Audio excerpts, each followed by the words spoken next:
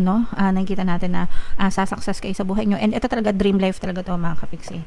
So, yung mga hinihiling nyo, yung mga pinagdadasal nyo guys, you just have to keep on praying and be consistent lang sa inyong mga pagkilos, sa inyong mga pagsisikap sa buhay. And of course, kailangan sabihan ng positibong mental diet. Putulin nyo yung pagiging nega nyo mga kapiksi kasi yun yung sasabotahe sa mga pangarap nyo, no? So, yeah. And kapag ginawa nyo yun guys, talaga yung dream life nyo, makakamit nyo yan mga kapiksi.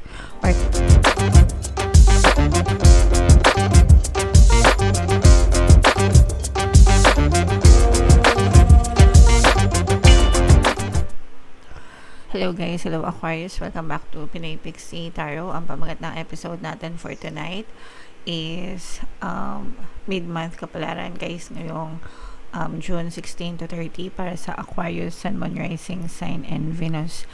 Unahin natin itong deck na to guys. Tingnan natin yung mga mensahe sa inyo o yung mga paparating sa inyo ngayong June 16 to 30. By the way guys, sa mga naghahanap ng mga pampaswerte na lucky charms, lucky bracelet, may mga items na makikita kayo guys dun sa description box nitong video. Check nyo na lang yung mga items dun mga kapiksi. So ito yung mga mensahe sa inyo guys or yung mga paparating sa inyo ngayong June 16 to 30 mga kapiksi. So una, meron tayong man holding a heart in reverse mga kapiksi. So kapag nakuha natin ito, ibig sabihin medyo nagkakaroon ng konting aberya guys, no, pagdating sa relationship with your partner o specific person kung kayo ay mga in a relationship na mga kapiksi. So, pwede nagkakaroon ng konting tampuhan, konting coldness, konting misunderstanding mga kapiksi. So, normal naman yun guys. I mean, natural naman yun pagdating sa relationship kasi wala namang perfect na relationship mga kapiksi. No? Ang importante is kung gusto nyo pang ipaglaban, kung gusto nyo pang ipagpatuloy, di ba? Pwedeng-pwede mga kapiksi. Alright? So, yeah. And ito naman, we have indecision in upright mga kapiksi. This is a very positive energy kasi ibig sabihin nito guys, meron kayong isang importanteng kailangan pagdesisyonan sa buhay nyo na nakapag-desisyon na kayo. Okay? So, you made up your mind. Kumbaga, nagkaroon na kayo ng confirmation sa isip nyo. Ito yung gagawin ko. So, mas nagiging malinaw and mas magiging maganda yung daloy ng energy nyo kasi nakafix na yung isip dun sa inyong desisyon mga kapiksi. Alright? Okay, and we also have, ito naman, this is medyo nega mga kapiksi kasi ibig sabihin nito guys, hindi pa kayo nakaka-move on, no? Meron pa kayong attachment dun sa mga something na nangyari sa inyo sa past, especially sa mga negative circumstances. So medyo na-stuck pa yung iba, hindi pa naka-move on, hindi pa naka-let go. And okay lang yan, sometimes depende kasi, no, may mga time frame tayo guys. Yung iba talaga mabilis maka-move on, yung iba matagal, mahirap, depende siguro sa degree or sa laki ng nangyari sa buhay nyo mga kapiksi. So just take your time mga kapiksi, no, and focus on yourself muna, focus on your healing hanggang sa maging ma-okay ang lahat para sa inyo. Okay? So comment down below guys if feeling nyo naka-resonate kayo dyan. Mga kapiksi, tingnan natin yung ganap sa inyo. Shuffle natin to guys. Habang sinashuffle ko to, panoorin nyo muna yung video natin regarding sa ating paano mag-manifest ng abundance video course. Kapiksi, sawa ka na ba sa mga struggles at hirap sa buhay mo? Masipag ka ba at masikap sa buhay ngunit hindi ka pa rin umaasenso? Ilang beses ka na bang nag-attempt mag-negosyo at mag-invest pero palagi ka pa rin nalulugi? Sa pagkakataon na ito ay maaaring may subconscious beliefs ka na nagiging balakid sa iyong pag-unlad at pagyaman. Introducing, paano mag-manifest ng abundance video course. Dito ay matututunan mong ma-overcome ang mga balakid mo para tuluyan ka ng umunlad, umasenso, sumagana, maging matagumpay, successful at maswerte sa iyong kabuhayan, pera, trabaho, negosyo, salapi at kaperahan ng bonggang-bongga. Dali, mag-send na ng email sa pinoypixitaro@gmail.com at simulan na ang iyong pagyaman ngayon. Alright, so sa lahat ng gusto mag-avail ng course guys, naka-flash sa screen nyo. Una, meron tayong paano mag-manifest ng abundance video course. Meron din tayong paano mawala ang third party at magkaroon ng harmonious na relationship. And meron din tayong paano pabalikin si ex-revised breakup. So sa mga interesado guys, mag-send lang kayo ng email sa pinoypixitaro@gmail.com. So, Aquarius guys, kayo ay na-present ng King of Swords sa ating spread. Latag natin yung spread nyo mga kapiksi. And again guys, sa mga naghahanap ng mga pampaswerte na lucky charms, lucky bracelet, check nyo na lang guys yung mga items sa description box nitong video. Pwede nyo na lang i-check out kung gusto nyo mga kapiksi. Alright, so again guys, this is both negative and positive mga kapiksi, no?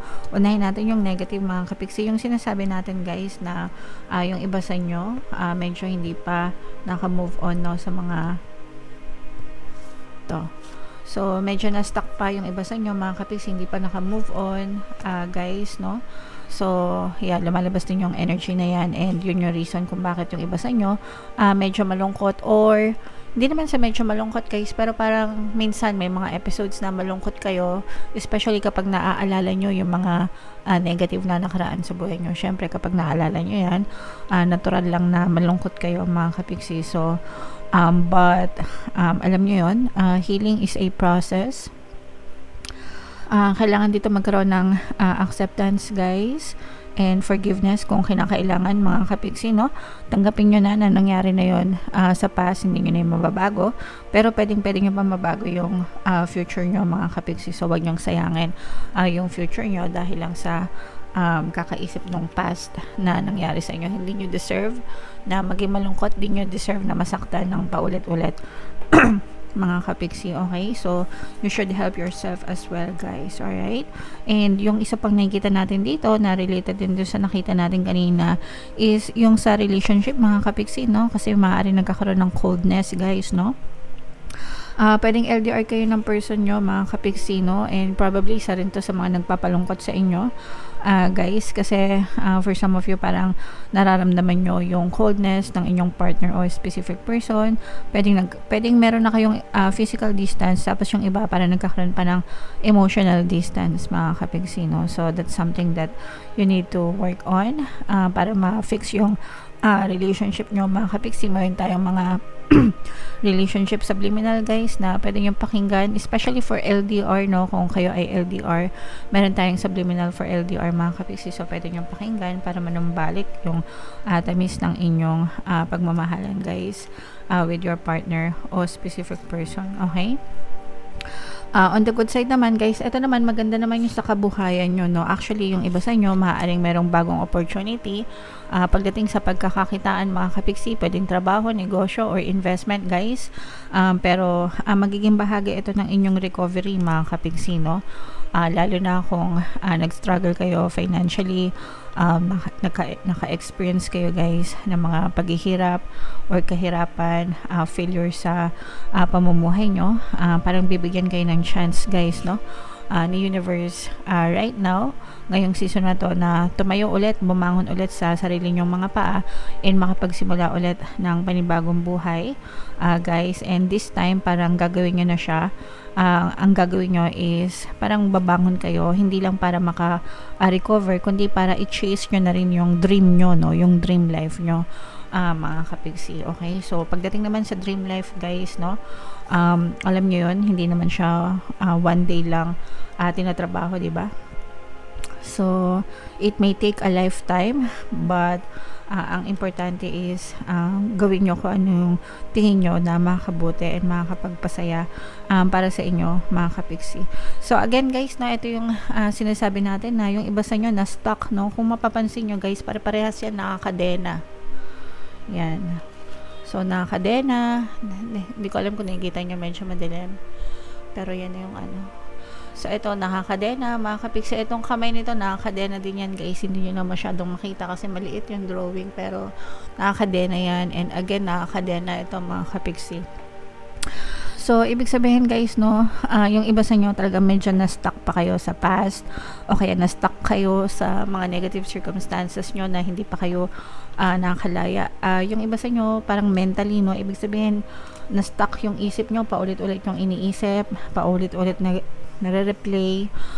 For some of you parang medyo may problema din kayo sa overthinking, pagiging pessimistic mga kapiksi. So yun yung kailangan yung paglabanan yung pagiging nega guys, kasi wala yung magandang idudulot sa buhay nyo, yung pagiging nega. So yun yung kailangan yung i-overcome mga kapiksi. And ito naman guys, nakikita natin na parang this is a new chapter talaga ng buhay nyo na mas masaya, mga kapiksi, para magsisimula kayo ng panibagong chapter ng buhay nyo, mas masaya kapag ka naka-move on na kayo, no? Kapag completely nakalaya na kayo, nagkaroon na kayo ng freedom, ganyan, emotional freedom, mental freedom, no? Nakikita natin na sasuccess kayo sa buhay nyo. And ito talaga, dream life talaga to mga kapiksi. So, yung mga hinihiling nyo, yung mga pinagdadasal nyo guys, you just have to keep on praying and be consistent lang sa inyong mga pagkilos, sa inyong mga pagsisikap sa buhay, and of course, kailangan sabihan ng positibong mental diet. Putulin nyo yung pagiging nega nyo mga kapiksi, kasi yun yung sasabotahe sa mga pangarap nyo, no? So, yeah. And kapag ginawa nyo yun guys, talaga yung dream life nyo, makakamit nyo yan, mga kapiksi. Alright? So, napakaganda guys. Ito, i-main-main nyo na itong mga dream life na to, itong mga success na to, itong mga new beginnings na to, mga kapiksi. I-main-main nyo na sa comment section. Guys, so bunot lang tayo ng isa pang card para sa inyong additional na message. Aquarius, comment down below if feeling nyo naka-resonate kayo, no? So ito yung ating additional na message guys. When I'm connected to my joyful presence, I attract support from the universe. So ibig sabihin nito guys, kapag ka mas masaya kayo, di ba? Kapag mas masaya kayo, positive kayo, high vibration kayo mga kapiksi, mas lalong mapapansin nyo na mabibilis yung manifestation nyo positively.